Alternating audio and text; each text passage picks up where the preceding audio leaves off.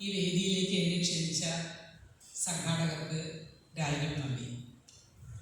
എൻ്റെ കഥയുടെ പേര് ബ്ലാക്ക് മാജിക്, ദുർമന്ത്രവാദം.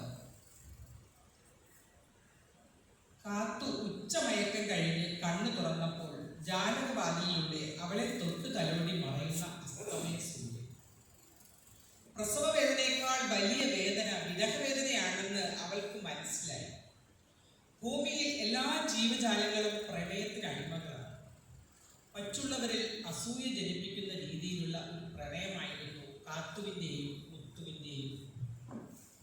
സീമന്തരേഖയിൽ സിന്ദൂരം ചാർത്തിയ നാൾ മുതൽ ഒരു ഗന്ധർവനെ പോലെ അവൾ അവനെ പ്രണയിച്ചു.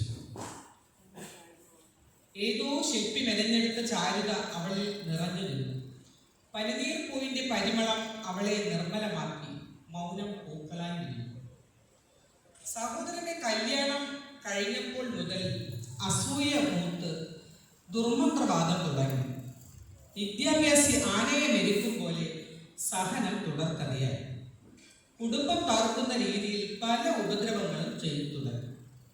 അസൂയയുടെ വിത്തുകൾ പൊട്ടിമുളച്ച് വടവൃക്ഷമായി. മൗനമായി നോക്കി നിൽക്കാൻ നീ കാത്തുവിന് കഴിയുന്നു. മനസ്സറിയാത്ത നുണകൾ പറഞ്ഞ് തമ്മിൽ തല്ലിച്ചു. വീണ്ടും വീണ്ടും മന്ത്രവാദം തുടർന്നു കൊണ്ടിരുന്നു. അതും ഒരു ദുരാത്മാവിനെ ഉപയോഗിച്ചായിരുന്നു മന്ത്രവാദം. സ്വന്തം കാര്യങ്ങൾ നേടാനും പണം തട്ടിയെടുക്കാനും അവനെ പറ്റിച്ച് അവന്റെ മുന്നിൽ സഹോദരി അഭിനയം തുടർന്നു. പല രീതിയിലും സഹോദരനെ ഉപയോഗിച്ചു. AC കാറിൽ ഭാര്യ ഇരിക്കയിലെടുത്ത് അട്ടയെ പോലെ പിടിച്ചിരുന്ന് യാത്രകൾ തുടർന്നുകൊണ്ടിരുന്നു. അത് നോക്കി നിൽക്കാനേ കാത്തുവിന് കഴിഞ്ഞുള്ളൂ. പുതിയ നിയമം പാർലമെന്റ് അംഗീകാരം നൽകി.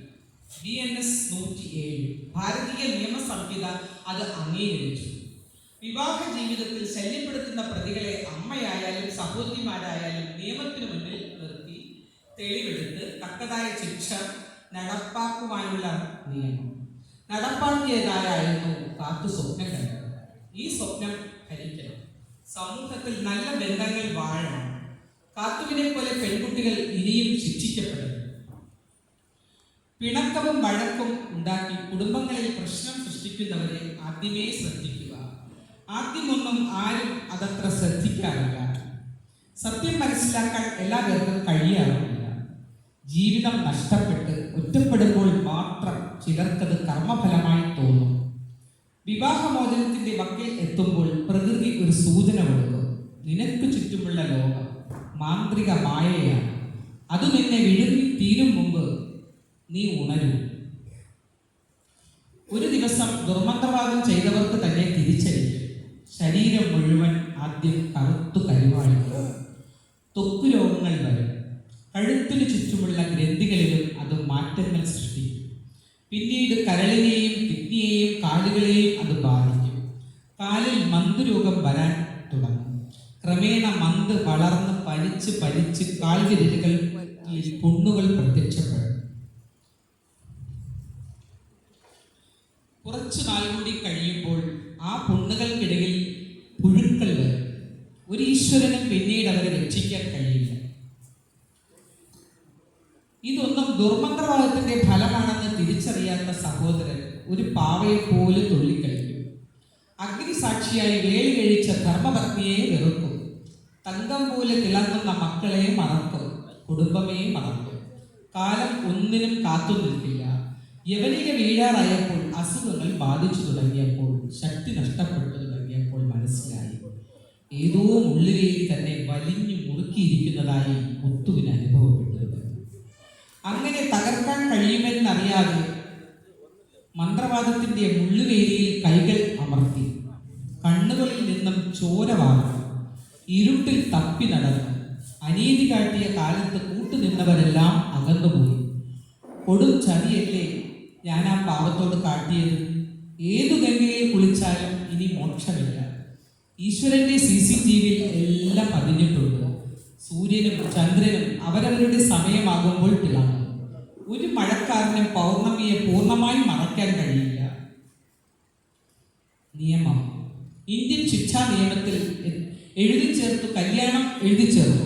കല്യാണം കഴിഞ്ഞ സഹോദരനെ കൂടുതൽ നിയന്ത്രിക്കുകയും ഭർത്താവിനെ പോലെ കൂടെ കൊണ്ടു നടക്കുകയും ചെയ്യുന്ന സഹോദരിമാരെ ശിക്ഷയ്ക്ക് വിധിക്കണം. സഹോദരിയുടെ ലേബലിൽ വൃത്തികേടും കാട്ടി കുടുംബങ്ങൾ തകർക്കുന്നവരെ നീതിപീഠം കണ്ടെത്തും. പഴയകാലത്ത് അതത്ര ആരും ശ്രദ്ധിക്കാറില്ലായിരുന്നു. ഇന്ന് പത്രങ്ങളിൽ അത് സ്ഥിരം വാർത്തകളാണ്. കാത്തുവിന്റെയും മുത്തുവിന്റെയും ജീവിതം തകർക്കാൻ ശ്രമിച്ച ആ വഞ്ചകിയെ ഇന്ത്യൻ ശിക്ഷാ നിയമം ഭാരതീയ നിയമ സംഹിത 5 വർഷം തടവിൽ കഴിയാൻ വിധിച്ചു. എല്ലാ തെളിവുകളും കൊല്ലാൻ ശ്രമിച്ചതുൾപ്പെടെ കോടതിക്ക് ബോധ്യമായി. വിഷാദം പിടിപെട്ട് കിടപ്പിലായ കാത്തുവിനെ മരണത്തിലേക്ക് തള്ളിവിടാതെ മാനസികാരോഗ്യ ചികിത്സ നൽകി പഴയ ജീവിതത്തിലേക്ക് കൊണ്ടുവരുവാനുള്ള ചികിത്സാ ചെലവ് സഹോദരിയിൽ നിന്നും 2 ലക്ഷം രൂപ കോടതിയിൽ കെട്ടിവെക്കാൻ ഉത്തരവിട്ടു. സ്ത്രീകൾ അനുഭവിക്കുന്ന ദുരിതങ്ങൾക്ക് കാരണം മറ്റൊരു സ്ത്രീയാകുന്നത് സമൂഹത്തിന് തന്നെ അപമാനമാകുന്നു. ആയതിനാൽ ഈ സഹോദരിക്ക് നൽകുന്ന ശിക്ഷ സമൂഹത്തിനൊരു പാഠമാക്കി മറ്റുള്ളവരെ സഹായിക്കാൻ മാത്രം പരിശീലിക്കണമെന്ന് കോടതി ഉത്തരവിട്ടു. 5 വർഷത്തെ ശിക്ഷയിൽ ആദ്യ 1 വർഷം തിരുവനന്തപുരം ജനറൽ ആശുപത്രിയിലെ 9ാം വാർഡിൽ ആരുമില്ലാത്തവരെ സേവിക്കുക. അതിനുശേഷം ജയിൽവാസം. കോടതിക്കും ജഡ്ജി അമ്മയ്ക്കും കൈയടിച്ച് നന്ദി പറഞ്ഞ് കാത്തു ചിരിച്ചു. Thank you.